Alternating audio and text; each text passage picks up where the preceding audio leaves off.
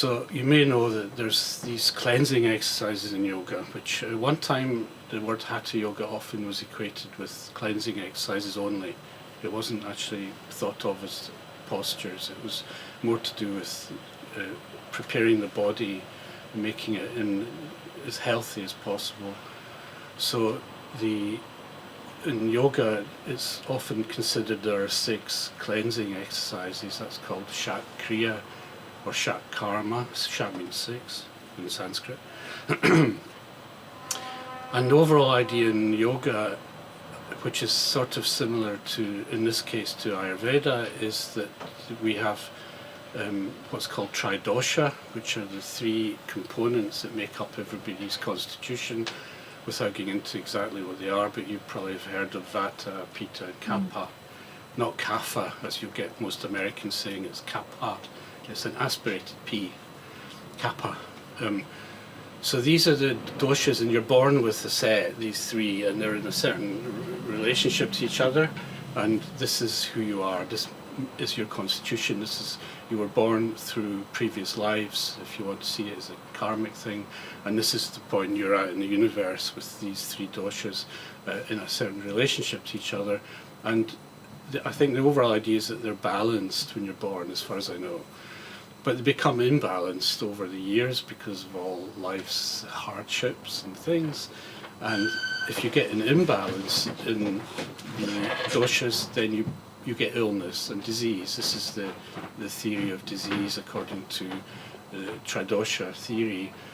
Disease often isn't considered as coming from outside. That's the modern Western perspective, that you get a bug, you get a virus. In the sort of more traditional way of medicine everywhere, in Europe too, the disease comes from inside the body. And if your body is in good, strong, healthy state, then you're not prone to disease. It will not proliferate, and that's true, of course, to quite an extent. If you look at a plant, and you know, some plants get attacked by bugs and stuff, but if a plant is a very healthy plant, it will resist. Not always, but often it can resist. It's the same for a human being.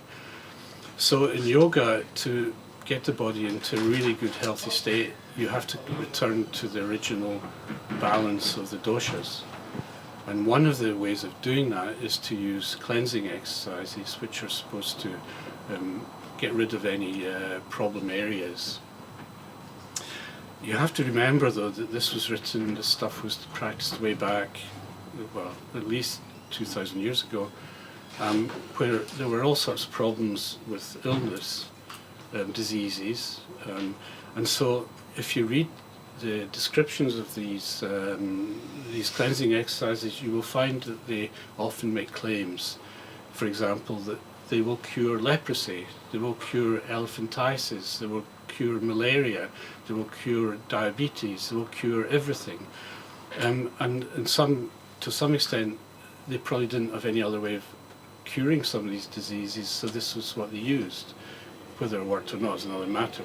It probably wouldn't work. They also presumably had bad water, so they had all sorts of intestinal diseases. Parasites were very common, and the idea is that you clean the body out and you get rid of all this stuff. So it was a very important part of yoga. So this has now been sort of handed down, and now people talk about Shatkarma, and they often teach it, and you have to then question whether it is useful in our society, given modern hygiene, let's call it. If you had intestinal worms, you probably might take some medicine. If you had amoebic dysentery, very hard to get rid of amoeba. Very, very difficult. So, you know, in the West, you blast it with the most amazing medicines. You know, they just go in there and destroy them, but sometimes don't even work. Whether you could get rid of amoeba using these cleansing techniques, I don't know. Maybe, I don't think there's any actual evidence on it, as far as I know.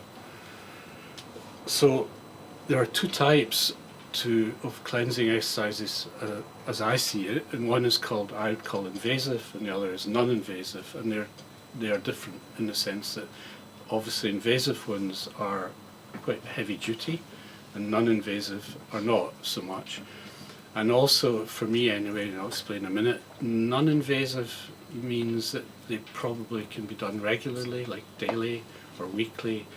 Invasive ones, I would say, shouldn't be done regularly unless there's a very good reason. So I'll come to that. Are you following so far? So let's look at the very easy ones, the non-invasive ones. The first I'll take is Kapalabhati. This is the one where you breathe quickly, you have a very sharp exhale, a bit like a sneeze, and the inhale is passive, and you do it a certain number of times through the nose. The practice, sometimes you'll read, do 60 times, 3 rounds, whatever. I personally do it 120 times, 3 rounds, so 360 times. And you could do a lot more, you could do 1,000, but they do recommend you shouldn't do that many. They say that it cleanses the brain, so it's a brain cleanser. This is total nonsense, clearly. I'm not going to go into it because we could look at the physiology of it again, and I've talked about that previously sometimes.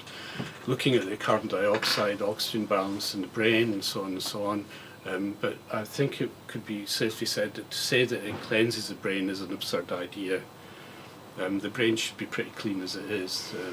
There's not a lot of toxins sloshing around in your brain, that's for sure, partly because of the blood-brain barrier. So it does feel good to do, so if you actually do it, it does feel quite nice. If you do it first thing in the morning, which is when I do it, it does wake you up and you do feel a certain, your blood's flowing. So there must be something in it. I'm not sort of saying it's not good, I'm just questioning what it does and why it works. So that one you can safely do. I think that's reasonable. The next one is sometimes it's called neti, and that's the nasal cleansing to keep the nasal passages clear. It also should help the sinuses to some extent, although if you have chronic sinusitis, I don't think neti is going to help, personally, from my own experience. In fact, I got chronic sinusitis after doing neti in India with probably using a very, very, very dirty neti pot. So I'm very, very wary of neti. But anyway, if you're living in this sort of environment, highly polluted, which it definitely is, there's no doubt about that, all this talk about global warming, I think pollution is a much, much bigger issue. But pollution is something that's very hard to change, and most people aren't prepared to do anything about it. But anyway, so pollution, one of the things you can do is try and keep the nose clear by cleaning it. You can clean it different ways. You can clean it using water, so you just take water up one nostril and you can either spit out of your mouth or it can run into the other, come out the other nostril.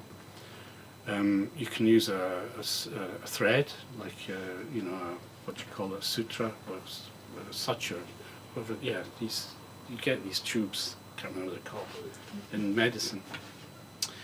You stick it up your nostril, and then you have to put your fingers in your mouth, get hold of it, and pull it out your mouth, and then you can literally just like do that.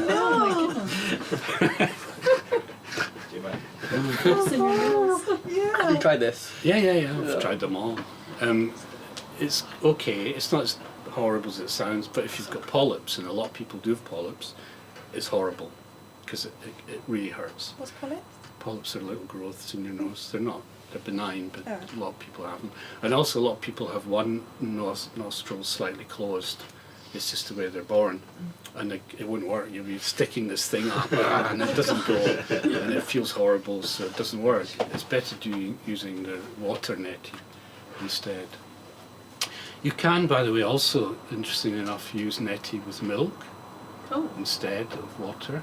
And when I was first time in India, when I was with this very strange man, headstand was done for half an hour, and the headstand's considered very heating to the brain, so the brain the idea is it gets very hot.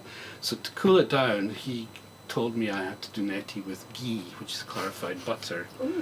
Clarified butter in warm temperatures, liquid, it's like oil, but it's pretty viscous. It's not very nice stuff. And to do neti with ghee is a very strange experience.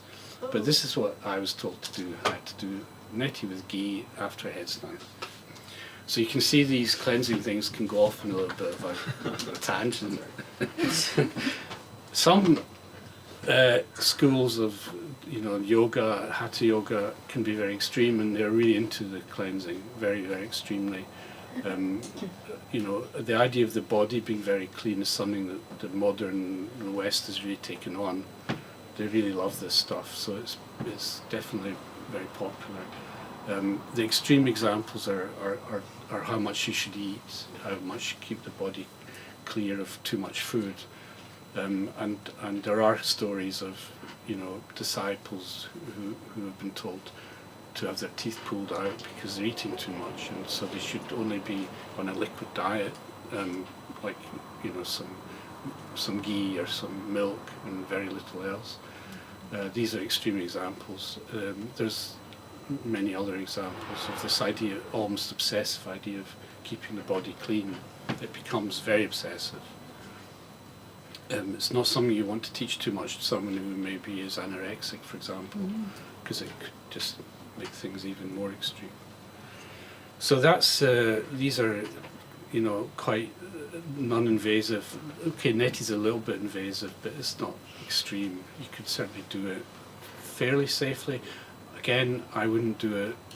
I would only do it when you had to do it. So if you felt that your nose is getting blocked, or it's just been a particularly dirty environment, then it's worth doing. I personally wouldn't do it every day. I think it's too much. Some people do. The problem with it is the salinity. You use slightly salty water, you have to get the right salinity, same salinity as your blood. If it's stronger, you will wreck your nose. I can tell you that through experience. So the third Shatkarma, which is also non-invasive, is the most important one, and here I'm giving something away very valuable. I talked once about there's only 3 things you have to do in yoga, and last week I talked about doing headstand with very deep breathing, which is incredibly good. The second thing, which is amazingly valuable, the thing that I teach everybody to do, and I also used to say to people, if you never do any more yoga, do this, keep doing this one single thing, and it will keep you healthy. And that is what's called nauli. Nauli is basically isolating the abdominal erecti muscles, and sort of you can make them sort of go round. You can see pictures of it, videos. It's the thing you see in used to see in sort of muscle competitions. Yeah. These guys. I can't remember what they're called, but they used to do neti a lot, so it's quite a well-known thing. But, and also, if you do nauli, you also have to do uddiyana bandha, which is sucking up the entire belly up into almost into the rib cage. This, for me, is the most excellent exercise in the world. It keeps everything in incredibly good condition. I can't underestimate how important it is. So nauli, you need to do uddiyana bandha to do nauli, so if you do nauli, you've got the whole works. If you don't do nauli, uddiyana bandha is very good too. You don't have to do nauli if you do uddiyana bandha. I'm not in this little talking into the what happens. It's again to do with pressures differences. It's to do with blood circulation. It's to do with pressurizing the organs. And as I mentioned before, the intestines themselves really like being massaged. They like being pushed and pulled and squeezed. It's what keeps them healthy, and the peristalsis is kept healthy. So doing uddiyana bandha keeps the gut in a very good, healthy state. Now, the yogis believe that all disease, when it comes, arises in the gut. It then spreads from the gut to places in the body, and this covers everything, including cancer. Everything is considered as having its beginning in the gut. So if you keep the gut clean and healthy, you keep yourself healthy. Now, I'm not saying that's absolutely true, but there's probably quite a lot of truth in it.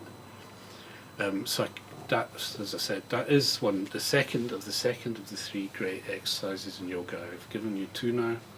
And later in another session I will reveal the third. Exciting. So okay, I would do Uddiyana Bandha and I would teach it to everybody.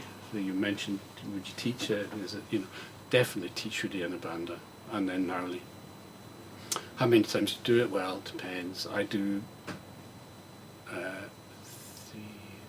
just over about 300 Uddiyana Bandha every morning, so 300 lifts, and then you can hold it as long as you want, or you can do it quicker. So there's different ways you can do it. I hold it for about 30 seconds and release. It can take a long time to do if you want to do it in 30 seconds, or you just lift it, let it go, lift, let it go, and then you can do hundreds. Do you breathe through it? Do you hold your breath? No, you have to hold your breath out. So these are the 3 Shatkarmas which you can do. The other 3, well, so there's another one. It's also totally non-invasive, and that's called Trataka. That's staring at a candle, the flame, with your eyes open and not letting your eyes blink. And this is meant to clear the tear ducts and everything. In other texts, it claims it brings clairvoyance and all these sort of mystical powers. But Trataka is okay again. Obviously, it's not harmful, and it's a nice thing to do. So the idea is you look at the candle flame, and then you shut your eyes eventually, and you see an after image of the flame here, and you hold it. You hold that image, and you can learn to hold it longer and longer. You see it starts moving around, and sometimes it goes away and then it comes back. But you can begin to hold it for a longer time, and this becomes your focus of meditation. So it's a meditation technique, and it's quite a neat one. I once had somebody in my retreat, and I was teaching Trataka to the people, and this girl was there, and we did it, it was night time, and it was dark, and the candle was there, and that was fine. We all went to bed, and then the next day she got up, or she appeared, and she said, I haven't slept all night. I can't get rid of the candle flame. It's burning my head here. I feel it, and it cannot get rid of it. So that was pretty good, I thought. You're lucky. She couldn't switch it off. It just wouldn't go away. Okay, so these are the ones you can do. Now, the other ones are more invasive, and this is where I begin to take issues, because they are not safe if you do them too much or you do them too extreme, and you have to question why you do them at all. So the first one, just to say what it is well, there's lots of types, right? I'm only giving you the general one. The first is clearing the stomach. So obviously, if you've eaten bad food and you feel this bad food, you want to get rid of it. Everybody knows that. So I mean, I don't know. When we were little and we said we didn't feel well, we were forced to drink 6 glasses of salty water, and then we threw up. As kids, this is what we were given. This is exactly what they do in yoga. Kunjal. So you drink lots of salty water, not too salty. You can drink, a few litres until your stomach's completely bloated, and then you throw it up, and that clears the stomach. Again, I wouldn't really do this unless there was a reason, but some people think it's, you just do it. I don't really see why you should have to do it. So this is the point in these cleansing things, is why are you doing it? Is there a reason? Are the doshas imbalanced? Do you feel there's something needing to be changed? And if you do it, so if you, for example, clear your stomach, you then have to put in place whatever it was that was making your stomach not well. There's no point in just doing it and then continuing your usual life. You've got to change something. So there's no point in just keep doing it. I feel bad again next week, do it again. That's no use. There are variations on this throwing up thing. For example, the well-known one is to take a long cloth, narrow cloth, sort of muslin. You soak it in water, salty water, and you eat it. So it goes into your stomach, and it's very hard to eat. If you've ever tried eating cloth, it just doesn't, it doesn't get down, and then it gets to the back and you start retching, it makes you gag. And you have to sort of try and pour water down to get it down. I can't do it. I find I cannot do it. but lots of people do it. So you let the cloth in, and you leave it in your stomach, not too long, because it will start working its way through. So you don't want to end up having to tug it back out through the small intestine. So so you leave it in the stomach. The idea is it soaks up all the poisons or impurities, and then you pull it out. So that's one method. But the water method is probably the easiest. If you say so. Well, I used to do it in my retreats. It's messy, of course. So, because I had my retreat was up in the country, everybody would do this, and then they'd all run out into the garden and throw up. But you know, generally speaking, people feel really good afterwards. It is a nice thing to do, but I wouldn't do it too often. It's worth teaching, maybe, so that you've experienced it. But you know, as I say, I wouldn't say, oh, now you do this every week, personally.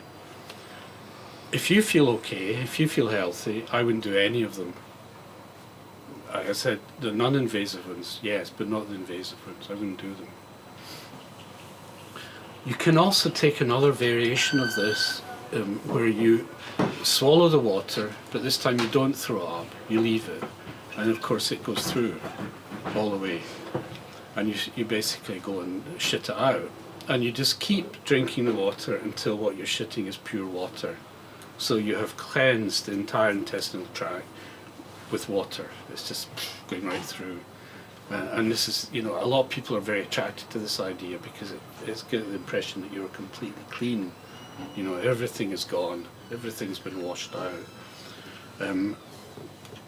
Perhaps if it's salty water, I don't know, but perhaps again it's maybe cleaning too much out because the guts are an extremely sophisticated and delicate and sensitive organ, and it has to be kept in a very, very good condition. And I suspect that just clearing it out quite sort of harshly with salt water could be quite harmful. I personally wouldn't recommend it, but people do it. So again, this probably would have been used maybe if somebody was really quite ill, they were suffering from, again, maybe parasites, worms and stuff, then the obvious thing to do is try and get rid of them. So you use these techniques. I don't know about nowadays whether there's any great value in doing it. The final one, which is also sort of invasive, is called Basti, which is obviously the same as enema. This is one of the most misunderstood techniques, and one that has been adopted wholesale in the West with complete misunderstanding of what it's for, and misuse, abuse, and so on. This is the one that really gets me quite upset. So Basti is basically taking water through the anus and then getting rid of it again, so you're flushing out the lower intestine, the lower part of the colon.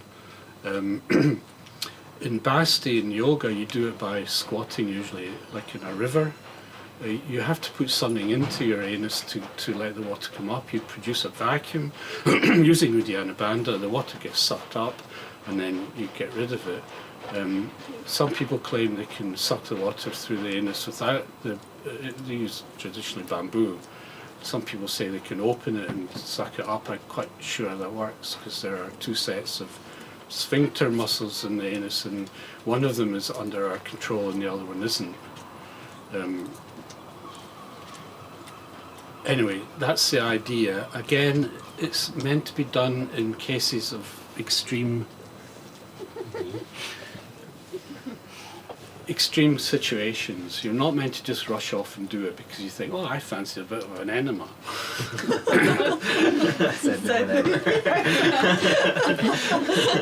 However, in the West, unscrupulous people, many of them, thousands of them, are giving enemas. You go there and you get an enema, and the problem with enema is that it's passive. You stick something up someone's ass, you fill it with water. What happens is, eventually, the normal peristalsis of the gut slows down because you are doing its job for it. And what happens? You have to go back, and back again, and back again, and they end up with constipation. and of course this is if you want to make a lot of money, go for it. Enemas, because you have a captive audience. Once they're in it, they can't get back out. They're going to come back every week, sometimes every day. It's like Botox. Yeah. Is it? I know people, if you get Botox, I have to keep going. yeah, Yeah, get Really? fillers, yeah. Right. Gosh. Okay. Well, they Seems could like combine the that's two. more saturated. Botox. Pump them full of something and take something out. So as I said, I wouldn't recommend doing this. It's fun to do once, just to do it, but I wouldn't recommend doing it on a regular basis. And I would use the yoga method, which still requires you doing some of the work rather than the passive Western method, which there is absolutely no evidence that is particularly good. There's lots of fake videos about stuff that comes out of the gut, which isn't really true. It's often just faked. If your gut's in reasonable condition, I would leave it well alone and let it work. Do not interfere with it. And of course, all this stuff has the overall in the West, this idea, this absurd, ridiculous idea of toxins. This is all you hear now, toxins. What toxins are we talking about? These toxins don't exist. This is a myth that's been made by presumably Western yoga teachers, because it is quite a lucrative business. If you tell your students that they're toxic, you have again got a nice client base, because they all think they better fix themselves. So this is the great negative message of yoga in the modern world. You are all sick and I'm going to help cure you. The message should be you are all healthy, but you can get even healthier, or you can maintain your health doing this, not you're sick. Either sick in your mind or sick in your body. This is a really negative, destructive message, and it is everywhere in yoga. So the cleansing exercises have their uses, but they also have their abuses.